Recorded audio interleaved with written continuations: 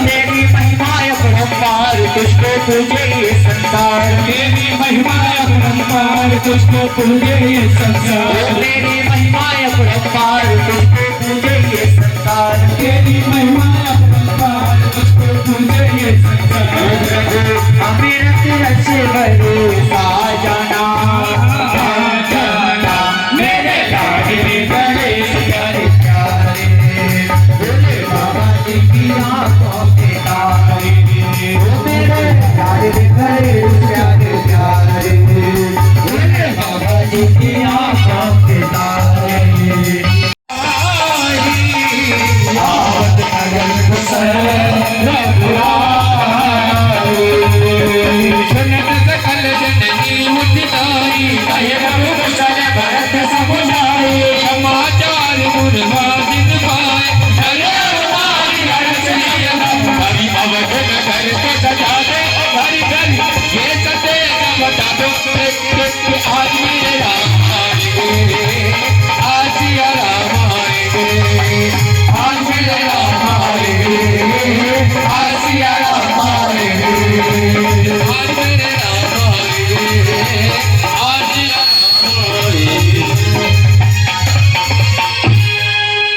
सबसे पहला काम होगा कि भगवान का तिलक हो जाए। ऐसे खड़े रहो अंकुर, दोनों लोग पकड़ लो ऐसे।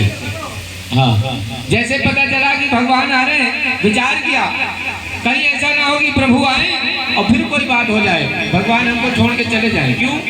14 वर्ष पहले पूरी तैयारी हो गई थी। 14 वर्ष पहले पूरी तैयारी हो गई थी। ये तय था कि कल सुबह भगवान का तिलक होगा, लेकिन रात भर में मैया के कहीं ने बातें बदल दी। जहाँ प्रभु को मनाने को कंचन आई है, आज प्रभु को मनाने को कंचन आई है।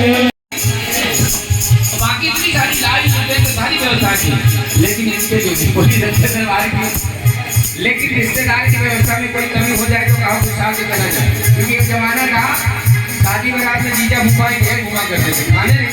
अब लोग कहते हैं ऐसे तो ऐसे रहो, खाओ चाहे खाओ।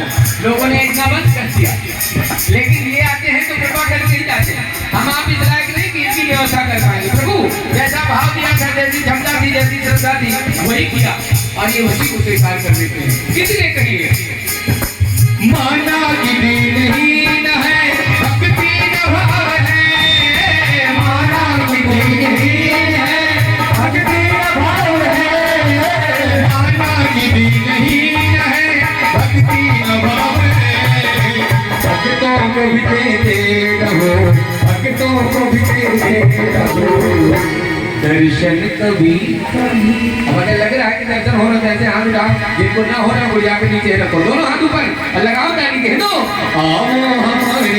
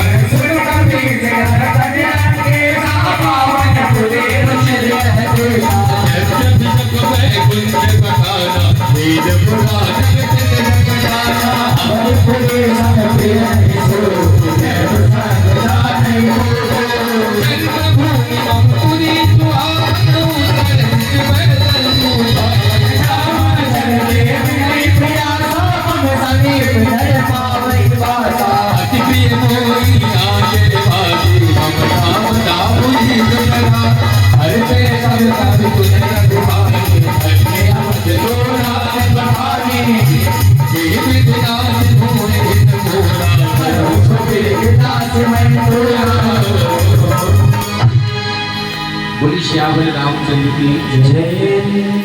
बड़ा सुंदर स्वभाव है। हनुमान जी महाराज को पकड़ लिया। प्रभु श्री राम ने उठाने का प्रयास किया, कई बार ताकत लगाई, लेकिन भैया भरत ने चरणों को नहीं छोड़ा।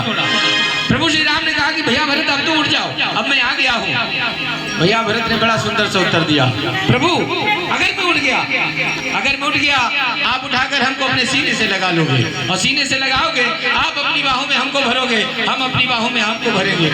आधी जिम्मेदारी आपकी होगी, आधी मेरी हो जाएगी। चरणों में पड़ा रहूंगा, मेरी कोई जिम्मेदारी नहीं, सारी जिम्मेदारी, क्योंकि बड़े भाई जैसा कोई रिश्ता नहीं होता।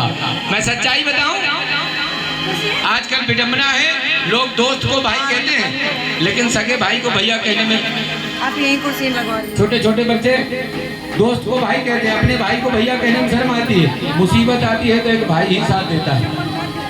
हर छोटी बहन को अपने बड़े भाई का इंतजार रहता है। जिस बहन के घर अगर बड़ा भाई आ जाए तो उसकी खुशी का ठिकाना नहीं रहता। बोली सच्चे दरबार की।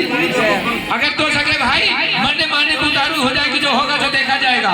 100 भाड़े के लोग मैदान छोड़ के भाग जाएंगे। बोली सच्चे दरबार की। आज जितना प्रभु श्री राम अपने भाइयों से प्रेम करते हैं, इन भाइयों में भी उतना ही प्रेम है।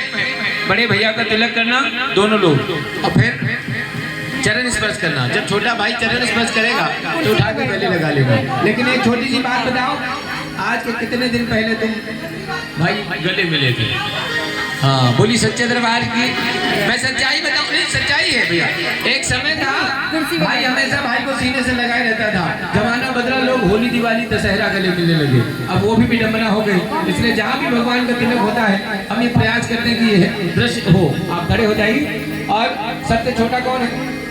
हाँ, तो तुम दोनों लोगों का तिलक करोगे। आप भैया करें, कहिए क्या? ये बंधन तो प्रेम का बंधन है, भाइयों का थोड़ा संगम है। ये बंधन तो प्रेम का बंधन है, भाइयों का थोड़ा संगम है। मिल गए तन अब तन से, मिल रहे मन अब मन से, मिल रहे तन अब तन से, मिल रहे मन अब मन से।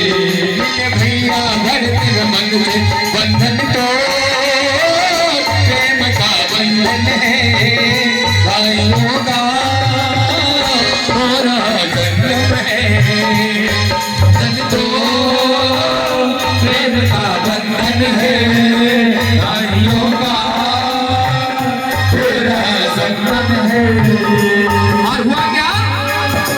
मिलन देख भाई भाई का, नर नारी खुश हो